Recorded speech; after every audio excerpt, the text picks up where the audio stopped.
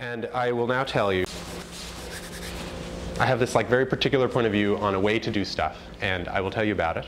And you may or may not like it, and may or may not end up using it, but at least, at a minimum, it will stimulate for you some thinking about how to make products. And this is the basic metaphor of the whole approach, the idea of cards. So a card is a little object, right? It has some information on it, you can move it around. So I decided this would be the right way to talk about the stuff that we do. And I'll explain that to you. So we started by working on it and started using a term, code as cards, try to make products, try to build code by using cards, break things down into little cards, discrete little bits, and move those little bits around. And after a while, you start having a lot of stuff. This was the basic kind of loose language for it. But I'll explain to you what I really mean. We even wrote a book about it. Me and some guy. That's not even his real name. He doesn't want to be associated with something as dull. He's just like my ghostwriter, helper guy. And we wrote a whole book explaining this thing that I'm going to tell you about now. And it did well on Product Hunt, and thousands of people have read it, and all these testimonials from all these companies that use it. And even this book was written using the same approach that I'm going to show you coming up. It's not code, it's a book, but almost anything you can think of making, you can make this way. So now I'm going to actually tell you the stuff that you want to know about. The first really big important thing that I wanted to start with is my theory of the case on this, my theory of the overall approach, is when you're making products, especially if you're trying to start a company, you have to reorient your value system. You have to think about what's the most important thing and let other things follow from that. And one of the most important things, straight up front, is to make progress. You have to be making progress.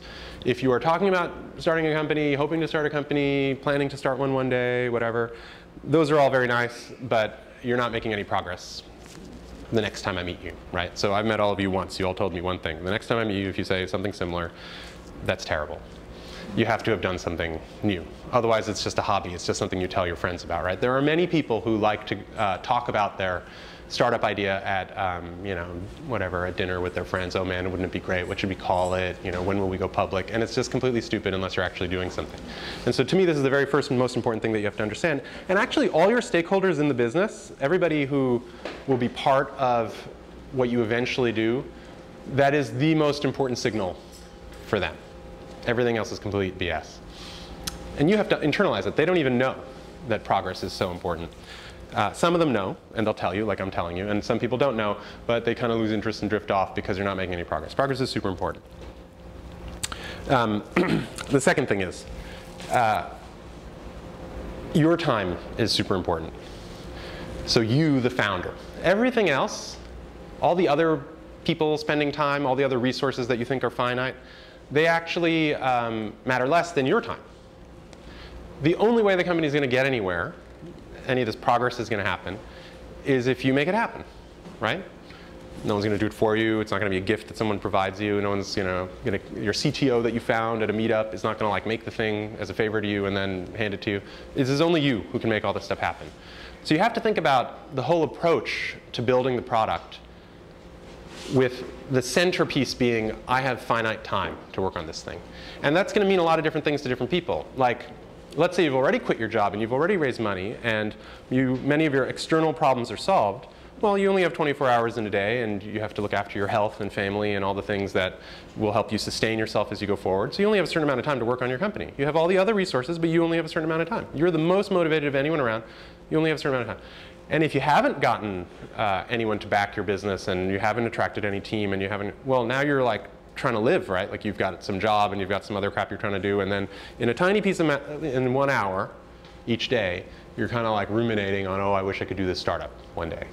What would I do if I had a way to do my startup? Well, you actually do have a way to do your startup. You have an hour or 30 minutes or 5 or whatever. You have some amount of time that you're willing to allocate to it, and this is the most productive and powerful resource of all the other shit that's out there. It doesn't matter if you read stuff or talk to people. The way you use your actual time and what you produce with that, the progress we talked about, this is the center of the universe in how you organize your game plan. So this is a little bit airy-fairy, right? I'm trying to just encourage you to think about things the right way. You have to make progress, and it's going to be how you allocate the few minutes that you dedicate to your project that make the difference in making this progress. And the stuff I'm going to tell you about will show you a way that you can use small bits of your time and attention to actually make progress. And this is what I think is so novel and interesting about the whole approach.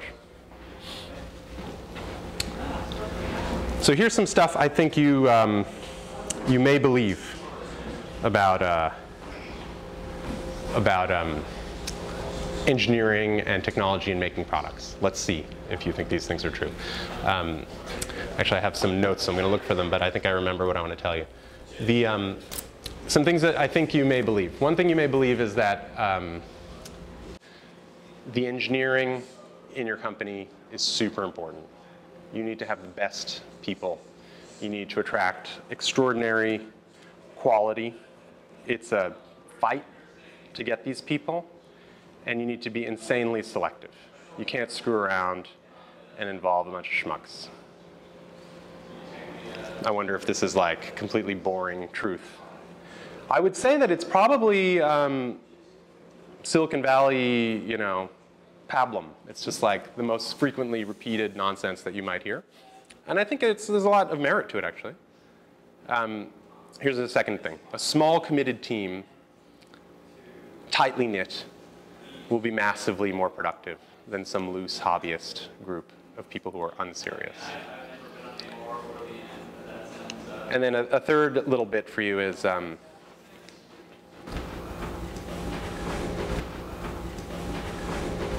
you'll have to reject probably 99 or 999 of the candidates that you run into and only take one. These are all things that you could more or less copy from what is the stated engineering and recruiting philosophy of Google or Facebook or any other leading organizations, right? And if you're not going to do those things, then perhaps something's wrong with you. Another cliche that you might inhabit, so this is a guy I'm friendly with, Harper Reed. He was the CTO of the Obama campaign, but he's also like a terrible cliche. He's just like white guy, beard, sort of hipstery, super nerdy engineer, not interested in lots of things that ordinary people are interested in, not very representative of the population at large. But this dude is, and his friend over here, the Linux god, they're like what you think engineers are supposed to be like. And they ride bicycles, and they went to fancy schools, and they studied CS, and they use Swift or JavaScript or whatever the thing is that people should use. And I think that the list of different impressions I just gave you set up for you a problem. So there's a loop that you might find yourself in. The loop is you need extraordinarily good engineers to make progress. You need to make progress to excite the interest of investors and customers and partners, to make traction, in other words. So you need to get amazing engineers to do anything good, to make progress. You have to make progress to get traction. And then, of course, you need to have traction to get this guy to work for you, to get engineers, in short. So you think you have some amazing idea, you want to do it, but you need amazing engineers, and those engineers are the only way you can make progress. But progress, I already told you, is the only way to show that anyone should be part of your team. And if you're not making progress, you're not going to attract any engineers, and you're just going to be stuck. You're going to be sitting around trying to find a co-founder at a meetup or whatever, or learning to code, which I don't have any real. I wouldn't say that I wouldn't discourage you from being technical and learning stuff, but like if really the fastest way for you to get an engineer is for you yourself, an unqualified person, to become an engineer and hope that you will become one of these like elite engineers that could build Facebook, it seems to me implausible. It's just, I'm just being skeptical about that. So I think these guys are really nice guys, but I just don't think they look like everyone. So this dude is one of our top engineers at Notable on the right. This dude is just a random Flickr guy who I think fits a cliche, and I'm just making fun of him. I don't even know who he is. But that dude on the right is like, he's like 22. He might have graduated from college or not a year ago. He lives in like, one of the top 10 cities in China, but not in the top 8, like some sort of middling place. Has a computer. I think he lives alone. I've never spoken to him. I think he learned everything on the internet. I doubt he went to like a school where they taught him everything that he knows, because he doesn't seem to be internationally educated. Like, his English is quite good. And this dude is awesome, but no one is trying to hire this guy. You know, he doesn't live in any of the markets that we operate in, and he is like a freelancer, basically. Or he's like an offshore hourly worker guy bidding for jobs on Elance, or he was, until he became 10 times better than the 44 other engineers who work for us and the 950 engineers that we fired in the last year. So he's like in the 0.1% of engineers that have come across notable as a project, and who knows whatever else. But he's just some guy. It's a totally fascinating, interesting fact that he exists. And let's see if you believe these following statements, right? So I gave you some cliches. Let's see if you believe these. Here are some things that you might have forgotten that you believe. One of them is global talent. There's no reason a genius is born in any particular place or in any other place, right? Einstein born in some place every 5 minutes. Information is free. All the knowledge and all the learning that we have is more or less accessible to everyone. This is going to be a video in a minute, and this guy's going to watch it, that guy, if he wants to, right? He's on the same network as we are. He probably has better internet than we do. And he can work as seamlessly as you can when you're walking down the street or sitting in Starbucks or at home or any of those places. He can do that jacked into his computer, do all the stuff that you think you can do so well. He can do that too. Automation and technology, especially in software, is doing the stuff that you hear the press worry about with manufacturing. It is far more powerful in impact in software. So like robots replacing the jobs of car workers, like whatever, the software that we're using today versus 2 years ago versus 2 years before that is massively powerful. It does so many more things. Just the developer environments, like it cleans garbage and there's no memory leaks and it freaking does everything. You hardly need to know anything. You press a button and the damn thing works. Like, engineers are becoming de-skilled very rapidly by the technology that they've created. Swift versus Objective-C, and then Facebook React versus this versus that. It's quite amazing. So those are some trends that if I told you about them in like some international politics discussion where we're worried about like offshoring of jobs, you'd be like, my God, you're right. Chinese are going to steal all our jobs. What are people going to do in America? Yet at the same moment, the reverse side of that coin we were just talking about, you think you need this dude, and you can't start your startup because you're like crippled. Oh, I got to find some guy from Brooklyn to help me with my company. That's pathetic. It really is very, it's quite shocking actually that you would end up with that conclusion. So I'm going to tell you about 4 things, these 4 ideas, and then I'm going to tell you how to do them. Because I thought about this stuff too. You know, like my last few companies were increasingly global, and I was noticing some of these trends, and I thought, this is stupid. Let me try it a different way. So here's 4 things I tried. The first one is open hiring. Here's what you think hiring is. Create some kind of solicitation. Here's a job description, whatever. We need to hire someone, recruiter. Here's some qualifications we expect. Get lots of people to apply. Try to get as many applications as possible, and then reject as many people as possible. The sign of a good hiring process in the sort of very shallow perspective, you know, you make fun of Google for doing it, is you reject 999 people for every one that you hire. So that's how hiring should work, right? And so one thing we did is, I will submit to you is the idea that actually you don't do it. You just say, come work for us, tell me your username, start immediately. Imagine a work process like that. Sounds crazy, probably some immediate thoughts or worries about it. I'll tell you how we do it. But imagine a recruiting process where you actually don't spend any time evaluating the people up front, and so you don't waste any of your time. Because for every one person you hire, you've spent 1000x evaluating, right? Because whether you spend 1 minute or 1 hour doing interviews and you reject all those people, the cost of your hiring on you, I already told you the most important unit of time is your time, is huge. It's really very large. So this process means your hiring work is now 0 if you hire everybody. Cool. So we're optimizing at least for what I set out to optimize, right? We'll see if it works. Second important concept. This is a brick wall that somebody has been disassembling. I was trying to think of an image that might somehow illustrate the notion of visible work. Many of the types of work that we now do is not visible. I don't know if this seems obvious to you or not. Someone is sitting at a computer. The fuck are they doing? Their headphones are on. Like, what is even happening? And they're like there. They're right next to you, right? They seem deep and intent. They might even have a screen up that's like the right screen, but you have no idea what's going on. They're thinking. And then they might write one line of code. And if it's an engineer, it's like, the fuck, it's one line of code. Like, but it was really hard to think of it, whatever. I mean, the age we live in, it is not an age of these bricks, right? And I think something that many managers have moved to is the idea of trying to assess on its own terms this work. So, okay, that's cool. Yeah, FaceTime doesn't matter. You don't have to come in. No, I don't care if you, committed this or that or how many emails you sent. I'm not worried about that. I want to know, like, have you really moved the company forward, right? So I'll measure you on something that I can measure. And in larger companies, the way these conversations go are like, all right. Well, for example, we have a client at Halo. It's a famous baseball team. And this baseball team is like, cool, Halo, amazing. We want to use this thing. It makes our hitters hit better. That's insane. That's truly amazing. But we don't want to know any brain images. We don't want to know anything about the swing. We just want to know how much they get on base. Can we just get the on-base percentage for the hitters that have Halo versus the ones who don't? And we're like, okay, I can understand why on a very first blush, the thing that you already measure quantitatively that correlates with winning, you want to take that and correlate our tool to that. That's cool. That's easy. Very straightforward. And in business, that seems to be the thing that many people have relied on. It's like, what do we measure? Is revenue up? How are the ads working? What's the click-through rate? How many views did you get on the post? Or whatever. How many downloads to the extension? We can measure those things. So now let's just like do any crazy thing we can, modify every variable, and see if it changes the one that we can measure.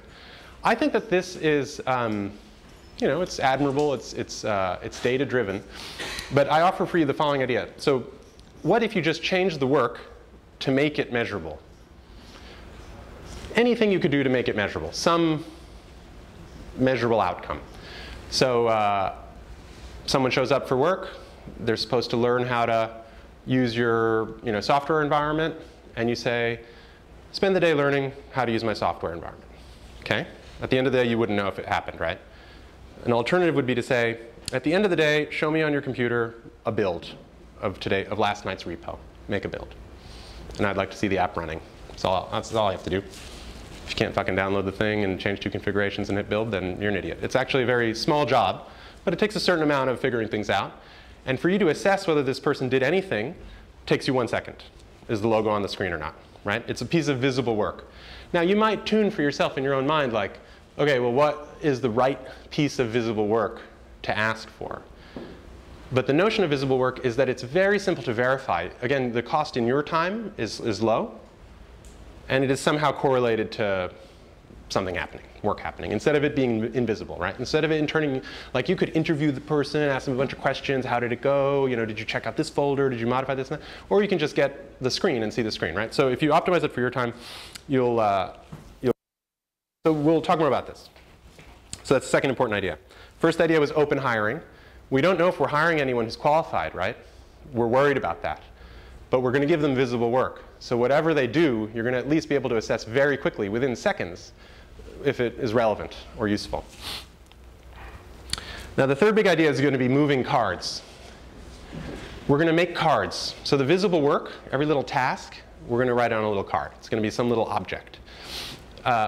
And calling it a card means that it should be small. So however grand your project is, you should be able to disaggregate it into a ton of little cards. You may not be able to do the perfect disaggregation, the sort of theoretically divine one. But you can at least peel off the first few. That's not that hard. So if you wanted to build a work Facebook, let's say, there's a lot to do, right? And you may not be technically deep enough to think about all the different things that need to be done. But definitely, pretty early on, you're going to need a name, domain name, web page with the name on it, logo for the name, logo on the web page, button that says sign up. When you click the sign up button, something has to happen. Every idea that all of you has involves those first 5 or 6 steps. They're all really small. They're all really easy. And those are all cards. Those are cards.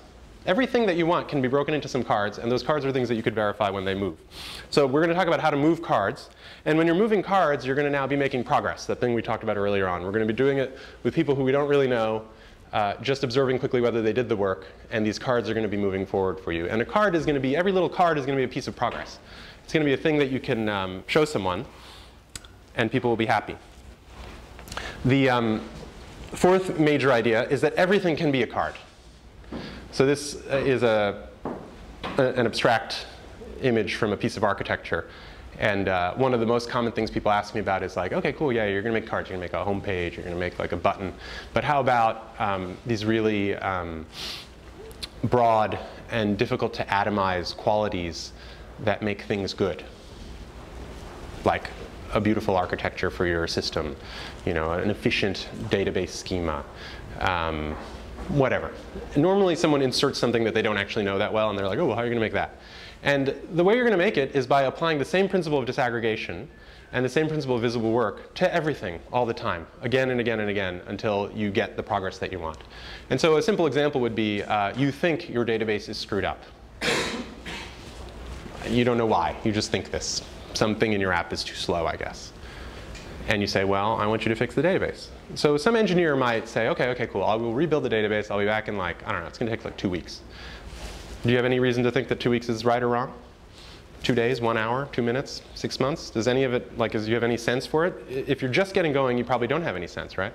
Once you've tackled these problems repeatedly, you'll have some feeling for what the right sizes are. But however long that person goes away, and when that person comes back, will you be able to see if they fixed this thing, this database of yours which is screwed up? How would you know that it got any better? You probably, the thing that you really wanted was you wanted to be able to log in faster, or you wanted some content to load faster, right? That was the thing. And that actually is the visible work that you're asking for. You're asking to make this thing come on the screen faster.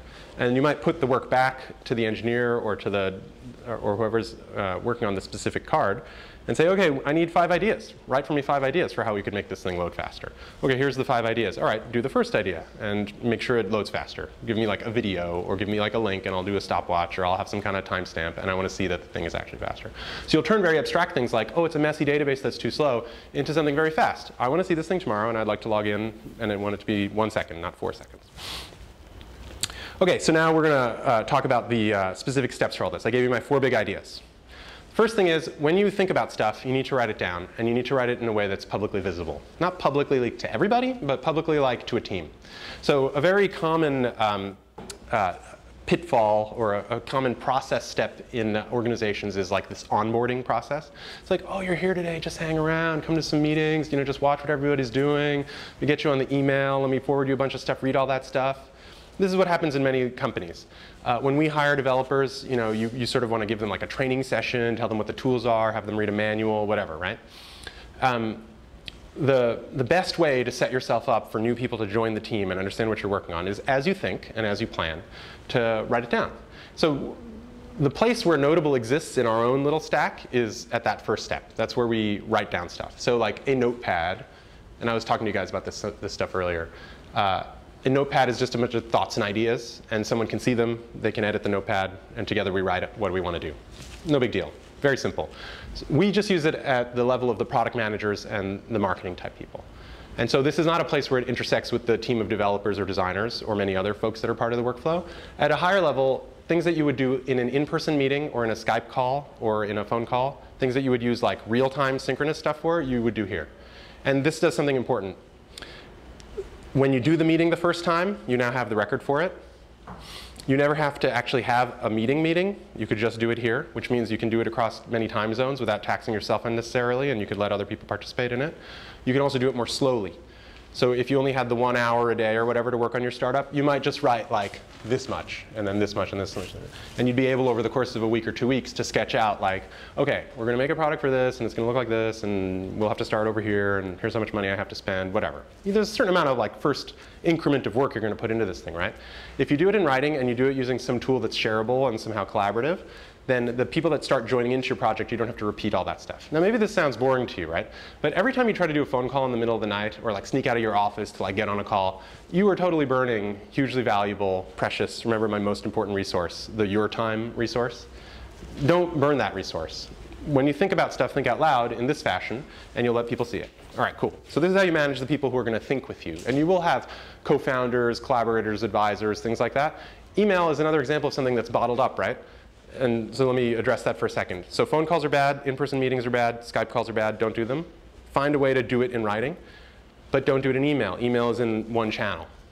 it's just between you and me. Now you're going to forward my comments to some guy. Instead, if we start in a thing that we know is shared, the way I interact with you and I set out my ideas will be in a forum that other people might also participate, and then other people can join, and we can build on it together. OK, managing the thinking.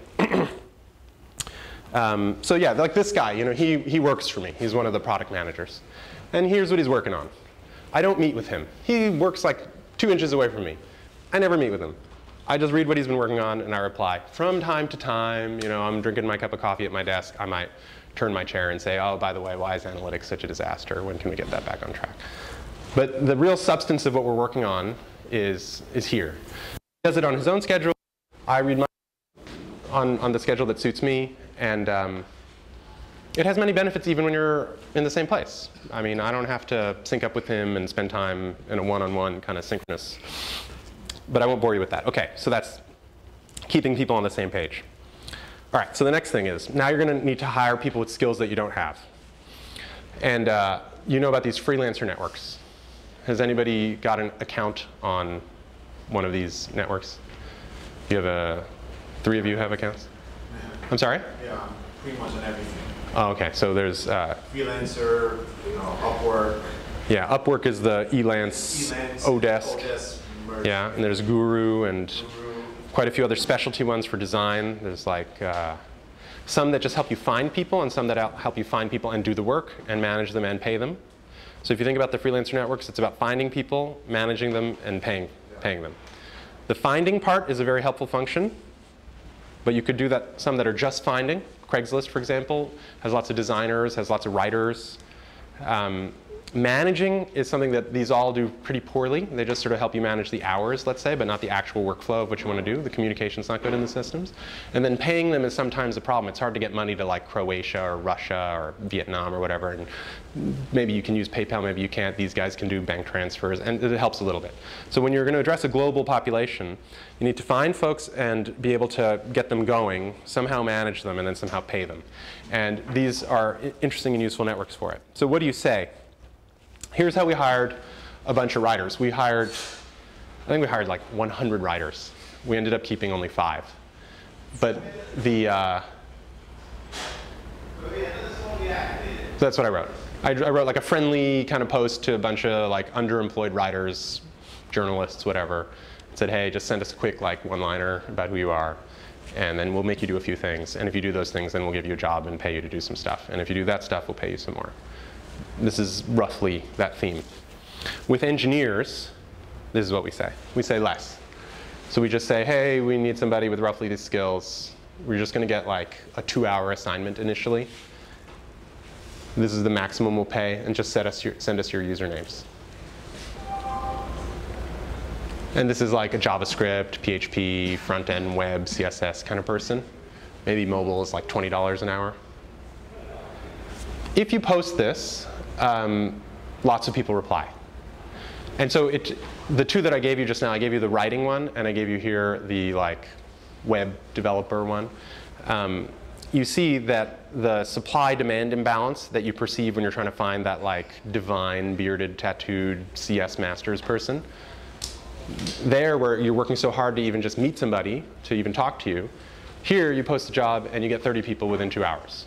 Like if you were to do this on your phones right now, by the time you leave, you would start having little pings coming in that are like, oh yes, I have many years experience, here's all the stuff I can do, la la la la la la, give me a job. So this is very interesting, the fact that that works at all. There's a few things that you have to recognize about it though, and it is widely considered a very perilous journey to start hiring freelancers who you've never met, right? And I'm telling you, just hire them immediately, don't even interview them. What you will find when you send these job postings up is that you'll get these like copy and paste applications from these teams, because these marketplaces are so anonymous and so hard to get evaluated properly that folks who are doing the hiring have been very frequently disappointed by the people that they hire. People that are doing the work have ended up in bad situations where they're not really being hired for the right skill, and the person's not paying, not very clear about what they want, whatever. It's a frustrating thing on both sides, actually. It's not just for the companies that hire these offshore freelancers that the job is annoying. The freelancers find it annoying, and so what they end up doing is they just bid for tons and tons of jobs. So there are some people who just sit around and post bids for like every job, And they have 10 or 20 friends slash business associates who are the actual engineers that do all the work. And they're loosely formed into these like little teams that are trying to get your job.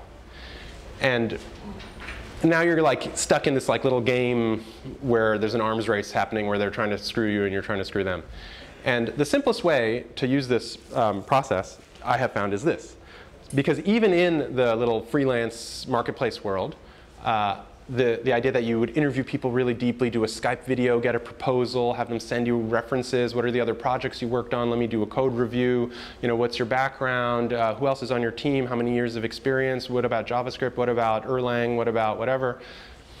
People end up replicating the same processes that they use for onshore hiring with offshore hiring, but they're doing it in a platform where it's just much harder to be correct and understand who you're dealing with. And so the approach that we've taken with this like open hiring is to just completely eliminate it. Don't waste time trying to get it right. Most of the time you're wrong. Almost all the people we hire do not work out. And so we completely minimize our investment on the people that we hire.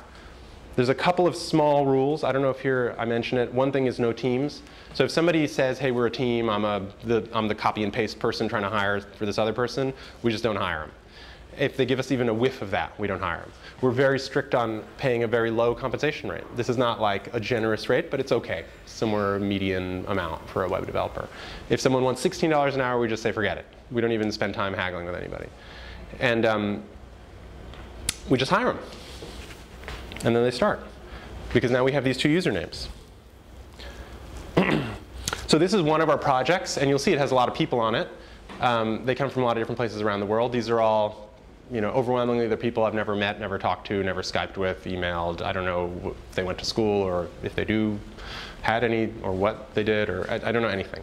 All I know is some of them have done amazing work for us for a long time. Like this dude, that guy. Like some of them have been with us for a really long time, and they've done tons of work, and I trust them very deeply, and they're amazing. And some of my guys, you know, chat with them off topic a little bit, but not that much. One of my guys likes traveling a lot, one of the product managers, and so he's been to like Bangalore and Moscow and stuff, and he's hung out with some of these engineers. It's cool. But for me, I don't ever talk to him. One of the real downsides of offshore and global work schedules is the cost on you. You know, the idea of doing a call at 11 o'clock at night or 2 o'clock in the morning or whatever and trying to like go through some bugs and explain something to someone who doesn't understand. It's fucking annoying. It's very tiring. I mean, the reason you left your job at whatever global company was partly so you wouldn't have to do that stuff. And then to recreate it for yourself is, you know, if you could avoid it, that'd be nice. And you get the benefit, if you do everything in writing, that it's public, it's visible, right? It's like that stuff I was saying a few lines back. If you explain to this guy on one of his tasks what he's supposed to do and he screws up, you take him off the task, put a different guy on, and the explanation is still sitting right there. But if you did it in a Skype call, 9 a.m. his time, it's wasted effort. OK, so lots of different people working on every assignment.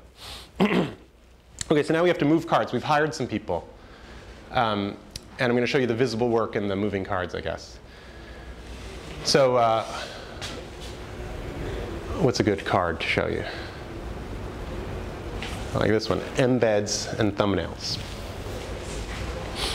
Or no, this one. Here we go. When you check a note, so the notes in Notable, and all those little cards, you can check them to mark them done. Like, I'm done with this note. Cool. And here it says, when you check a note done, you see it fly, but others on that pad who are watching should also see it fly. Like, into the little trash can. Very simple to understand what that is, right? It's not like, it's not even a feature. It's not like a whole thing. It's just like a tiny little change to some aspect of the product. This is a canonical piece of visible work. So somebody new to the project, we would hire them, explain nothing. We would add them to a notepad, which was the how does this all work pad. We would add them to the GitHub repo, which I'll show you in a sec. And on the repo, there's a wiki that says how to build and blah, blah, blah. And then we would add them to this card. So let's pretend this dude got added to this card. You'd click on this, and he would open the card expecting some kind of explanation. There's nothing in there.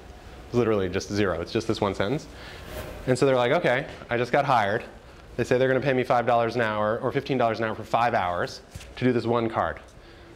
I better figure out what the heck is going on. So log into Notable, read the READMEs, click a few things. Oh, this must be what they mean by done, marking done. All right. OK, let me go into the code and find where this is happening. Like, they're self-educating themselves on what's going on, right?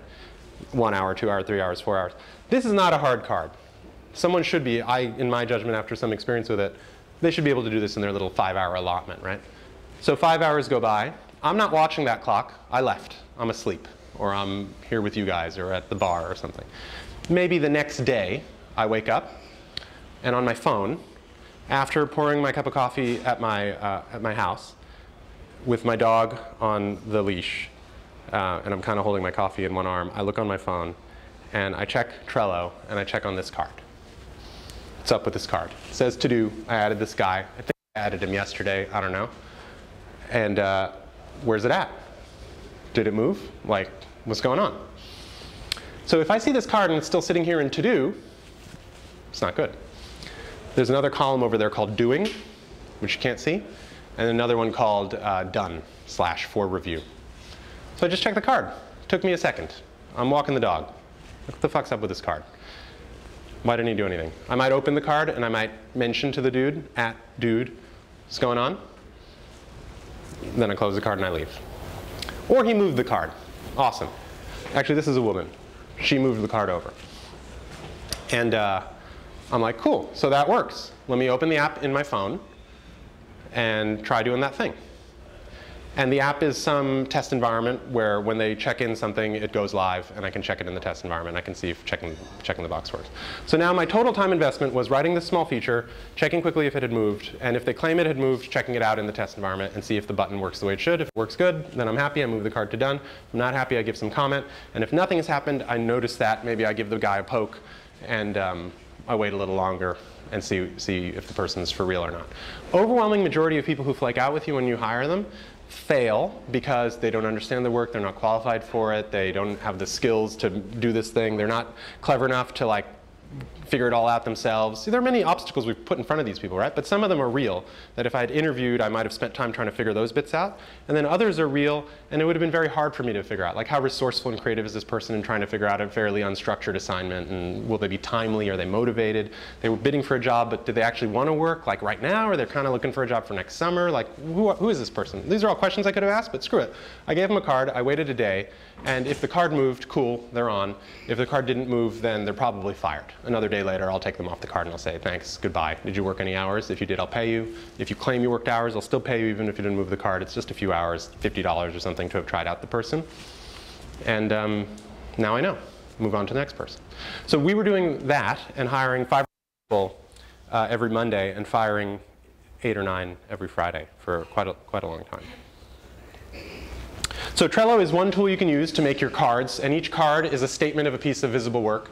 And each piece of visible work is a thing that you assign to someone, they do it, and when it moves, you can see the card moved, first of all. You can see the commit in GitHub, second of all.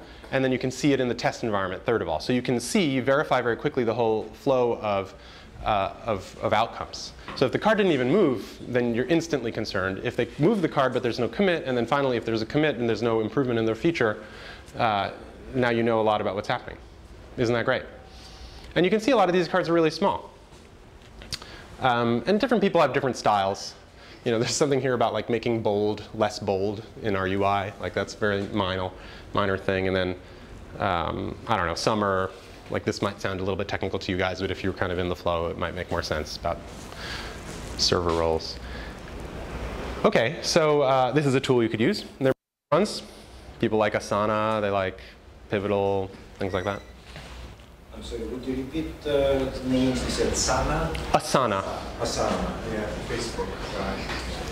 A-S-A-N-A. This is similar to like Jira. Like could use Jira. Jira, I think that's a very specific developer. Yeah, I won't opine deeply about the different yeah, I know. It's like product management tools. Swim lanes and basically you move. It's very similar.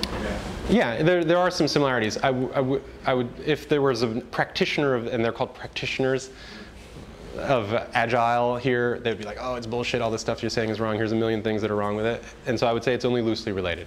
There are some sources of inspiration in that approach, that it's unstructured and flexible and very sort of user experience, like user feature centered in what you try to dictate in the design.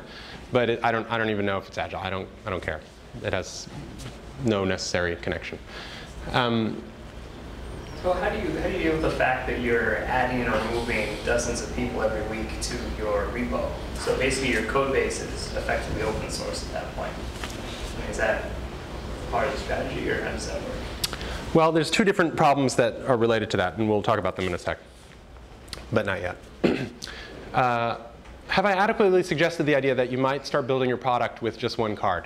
Does that seem obvious to you? Does someone want to explain to me how you would start? Actually, somebody who wants to talk for a minute about their product, raise your hand, and then tell me what would be the first card you would write for your product.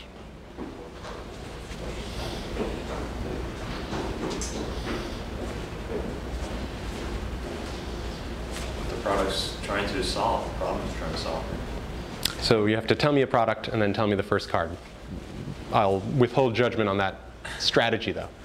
Give me a product. Doesn't have to be your product. Or if you guys had your specific product in mind, one of you want to? Sure. So my product is a mobile app that allows you to give drinks to other people. Okay. The first thing that I would do, I put up a card that says describe the problem. Mm-hmm. So the card would be like, hey, developer, write for me in English. No, not for a developer. I thought you meant just as a card. Cool. No, that's cool. That's venture. That's great. So you'd make a card for some other person. Or is it for you, this card? For me or my co-founder. OK. That's cool. Yeah, that's fine. You could structure your own work, like the things that you need to work on, with cards, too. It's nice. It makes a little bit of discipline, and you create some structure that other people can read.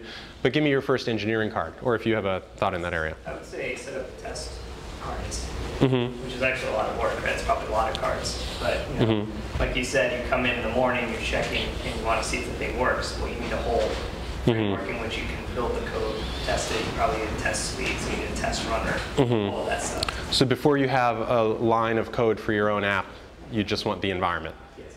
Okay. Test environment, yeah. Yeah, and so for the somewhat less technical, it would be the equivalent of like having a web server up. You know, like I want a server running that if I type in the URL, like I get something. And for other apps, it would look different. Someone else want to volunteer an idea? Yeah. Well, I have a product which helps, which imitates business plans competitions.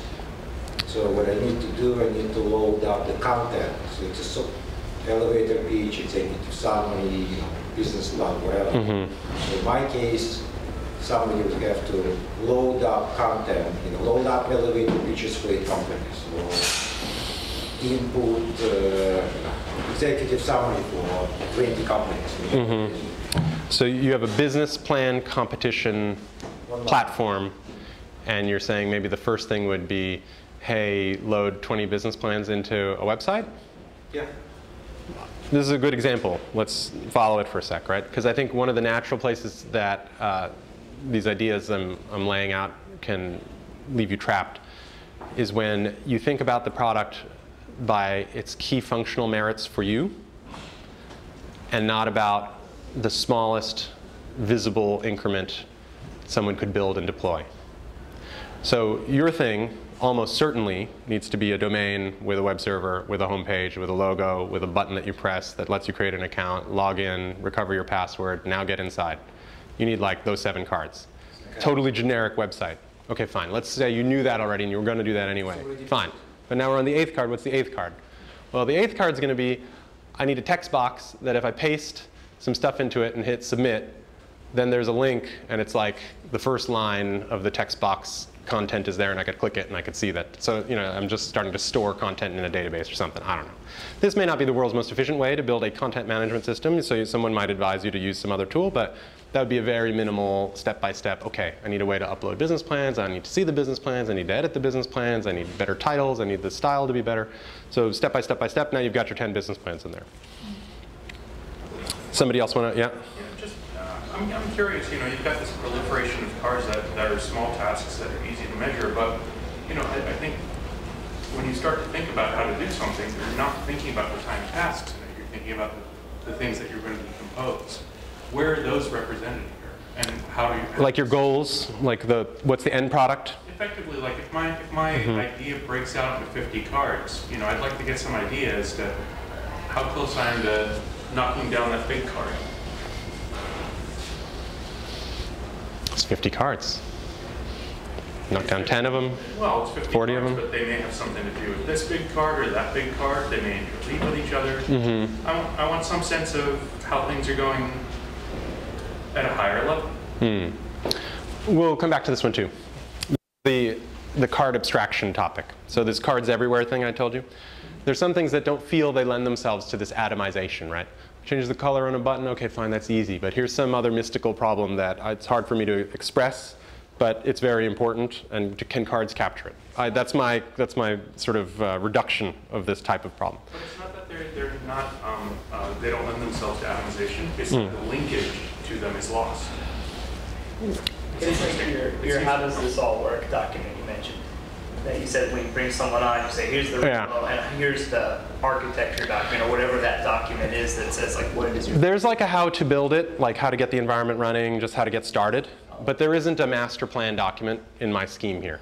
It may make you feel good to have one. My view is that that kind of stuff's a waste of time. And so I'll address it in a little bit more, direct content.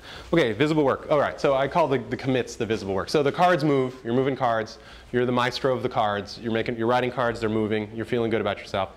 And this is where you see that real shit is happening. And one of the really important parts about the visible work notion addresses a classic worry with freelancers, and we were touching on it a little bit. It's the idea that these people like somehow have like stolen your intellectual property. They're like spoiling this masterfully, beautifully constructed thing, you know? And you weren't exactly there, but you were sort of referring to it as open source. And so like, is my code safe? You know, are people actually making useful contributions to it is one of the things you're worried about. And this is a solved problem. So GitHub and Bitbucket or whatever, I won't even go into more screens on this, but it's like this feed, like these are 4 or 5 commits from September 22nd in the morning, and here's some from the previous day. Every one of these commits, you click on it and you can see exactly the lines of code. You don't like them, bam, they're gone. And the previous version exists. You give some guy admin rights, he deletes the whole repo, everything's deleted. You like press a button in GitHub and it all comes back. Like there is no one can do anything to you. Everything is always here in GitHub world. And so any psychopath who comes and uses your stuff and puts in terrible code or is unqualified or does whatever, you just get rid of it. Either you get rid of it because you know, or because one of your other engineers is like, what the fuck is this? You have me working on this button, but this button is like a total mess. Fucking boom, it's gone. So you have complete security that the stuff you build is incrementally building. Now you might be worried that they'll just steal your repo and launch, you know, Facebook with a CK at the end and crush you. If your business is of that type, that the intellectual property is so essential, it's like pharma or something, this process may not lend itself immediately to that kind of technology, but it still works. The majority of your ideas, the idea is irrelevant, the software is irrelevant, the business exists once those things are in process. If someone stole the code of, you know, Twitter or Microsoft Office, what the fuck are you going to do with it? You can't do anything. This, however, might be the inner sanctum in some pharma process or in some customer data fintech product. And the people who you add to this GitHub might only be after passing through 4 other layers. I showed you 50, 60 faces on one of the previous screens, right? Those folks may be the ones working on the peripheral stuff, on the e-commerce website where, you know, you change the product catalog. Okay, fine. Then they're working on customer service and support tickets and helping you build some tools for that. Then they're working on some other, and now they're working on the Bitcoin chain and fixing some transactional stuff. Trust is an iterative thing that develops over your relationship with the engineers or the people that you're working with, and it can be applied even here. So if you're worried they're going to steal your source code, don't let them touch it. It's probably your loss, not theirs, over time. But there is an important way that this is like open source, and it's a positive way that it's like open source, which is that open source is better. This was just my point I made a little earlier. Like, this is the life of the project. This is the notable web application. So when you use it at some point, you'll see what it's like. It's 200,000 commits. No, sorry, not 200,000. It's 18,000 commits and something like 1 million lines of code in the project. And it took shape like that. It started out with tiny little cards like the ones I was telling you about, like, hey, give me a screen, you know, take this drawing, make it a web page. I want to drag these things around, make me drag them. So change, change, change. Zillions of the changes along the way were me just changing my mind about things or things that I hadn't thought through.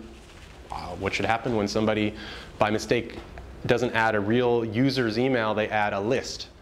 Fuck, it's showing that thousands of people are getting updates from this pad. There's a list getting all these emails. This is terrible. We need to build a feature to modify that, la, la, la. So a whole new bolted on feature we had never contemplated. There was never any architecture or any forward thinking on it. We just Kept changing, addressing different problems as we went. And from time to time, we had to rebuild features. An example would be like you attach a file or a link to a note. And when you attach this thing, we would convert it into something format that looked nice, and then save it in the converted format into the app. So when you go to the notepad, you see this nice looking format. Well, after a while, we were like, oh, we hate this format. It looks ugly. But all the content that had been previously stored is all stored in this like hard-coded old format. That was dumb. So now we save the original thing, and then we save a view for it and show you the view. And so over time, our little design is improving. Maybe you would have thought about that and planned it out in your like 9-day marathon session for all the architecture initially. But a lot of the planning you would have done inevitably, you know, you'll never get around to it. Your company goes out of business, whatever. And so now after 1.5 years of building it, we've entered the area where this actually matters as a thing, and we built it. So we built it only when it would help us. Oh yeah, so these guys are some of the top guys. This is the guy from Guangzhou I mentioned. That's a woman from Vietnam. These are huge. Look at the number of lines of code they've added and deleted, and compare it to like these punters down here. Losers.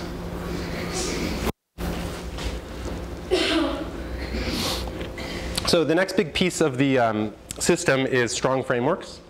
I was telling you how technology is making auto workers obsolete. It's also making software engineers obsolete. This particular screenshot is from a framework called Meteor.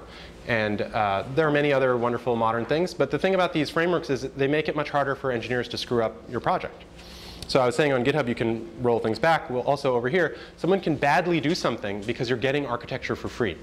90% of our architecture is dictated by these geniuses who run this company. They say how the database and the web application and the synchronization and the mobile version and DDP and UDP and all kinds of stuff need to interoperate.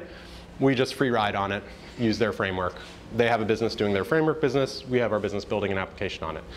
And the virtue of this is now engineers are increasingly de-skilled. So we made a small comment earlier about even in mobile, the evolution of the iPhone stack was this Objective-C stuff. Now there's this new Apple language called Swift. But there's a competing environment that folks are advocating, which is a JavaScript-based language that you compile to native on iPhone and on Android. So you write one time, you write in JavaScript, and it compiles to native. Those 3 bits are very important. In some longer, nerdier conversation, I'll tell you about it. But what it means now is JavaScript engineers can write for mobile and for web. They can write the front end of web and the back end of web, JavaScript. JavaScript is the lowest, most pathetic, most entry level of all languages. Every schmuck. Like in 1994, I learned JavaScript. And I like made web pages that made things blink in JavaScript. And that thing has evolved to the point where this very easy to learn language that is very hard to screw up, it has a lot of services built into it, can do everything. So if you believe that technology is getting stronger, then you should be able to bring in engineers with less training, less experience, and spend less time onboarding them. And then you test live. So we were talking about building a test harness first. Well, the way people build stuff now is you write some stuff, hit save, and as soon as it's saved, it saves to your machine, commits to GitHub. Some software is listening to GitHub, the commit happens, and then this other software deploys it to some environment. It might issue an iOS release, or it might issue a web application release. So whatever the heck it is you want to build, as soon as the engineer changes the color of the button, hits save, you don't need to look at anything. You can just look at the product and see if the product is better. So you taste the pie and see if the pie tastes better. You never have to wait for someone, believe someone, spend time asking them what happened. You just look at it because you can test live. It's a huge change, and you should be able to take advantage of it. Oh yeah, so this is the open source. Yeah, and this is my one-word answer to your question. So quality is a thing that people sometimes worry about with an approach like this. All these bad engineers, poorly trained, not given very close direction. And I would say it resembles more a sort of marketplace, crowd, collaborative environment, and less a top-down, Bill Gates is in charge style engineering process. And both approaches have their proponents, but this debate happened in the 90s, and one name of a famous paper about this is The Cathedral and the Bazaar. And it was about Linux versus Windows. And they were like, Windows, it's a cathedral, there's some fucking guy in charge, takes a long time, they release every 5 years, but it sucks. No, they'll never find all the problems. They'll be too narrow-minded in what they want to fix. Some jerk in the politics and all that crap will always just build in mistakes. Whereas in this open source environment of 1,000 different people all making tiny little touches, revising, we'll end up with something fundamentally stronger and more durable over time. This now is the operating system that rules the world. I mean, Android and the Mac OS and that operating system is the dominant platform. That doesn't tell you it's better, but that's the set of ideas for why you might think an approach like this takes advantage of the crowd and of an open source methodology. And indeed, this is what happens, right? So it's like one guy does one thing. The next day, I don't assign the same cards or the same related cards to the same engineer. Some other guy gets it. And the other guy gets it and looks at what happened, tries to understand it. Are the comments clear? Was it done efficiently? Is it some kind of complex thing? Let me simplify it a little bit so I myself understand it. Now let me make my change. And so when the change comes in, there are bad changes and there are good ones, but the continuous pressure of revision by this community of people makes it better. Oh yeah, good. So was there another topic I was supposed to talk about? Some other question or thought idea? Oh, the abstraction thing. Yeah, I guess I didn't devote a whole slide to it, but I'll give you my, my abstract image again. So my view is that anything you want, you can write a card for. Now let's apply it to the question you had, right? You're like, okay, no, but I have a complex system and many different parts have to come together. Some are very hard, some are very easy, and there's delicate interconnections between them. I'm not just going to grab a random card number 37, have him work on that. It's not going to work. What's the point of it? Is that roughly? That's one meaning of what I meant. But what I was talking about, rather than just decomposing some hard thing into lots of little things, think about a problem in a different space, a different domain. I have a business problem. And now I want to break it down into pieces of concrete work. Some of which may be design, some of which may be engineering, some of which would be sales. Yeah. You know, whatever it happens to be. Yeah. In a different setting, I like to apply the same stuff to some other things. Like I was showing you the book, right? We wrote the book this way. We run a blog called Note.com, K-N-O-T-E, which has millions of readers. That is partly written by like that dude and the 100 other writers that we had hired, and the headlines and the story topics and the editorial is also done by another pool of people, and the copy editing and the publishing is done by. And so like I run this in like literally 1 minute a week. I'm like, more posts about this, or I like that story, let's do another one about that. Like that's all I do. And then all this little waterfall of little tasks and cards and all this crap starts, and people publish. And the work is editorial. It's like topic generation and refinement, headline writing. Stories have to be researched and written, then they have to be revised, then they have to be made like publication ready to be like more sort of virally, shareably interesting. And then they have to be marketed, like they get launched and then they're tweeted and retweeted and there's a newsletter and there's a Facebook post. But that series of steps, that's publishing. And done badly, which is what we do, it works. You just run that process and every 1 in 300 posts goes crazily viral and 1 million people read it. And if you keep writing 300 posts every few months, after a while, you're Business Insider.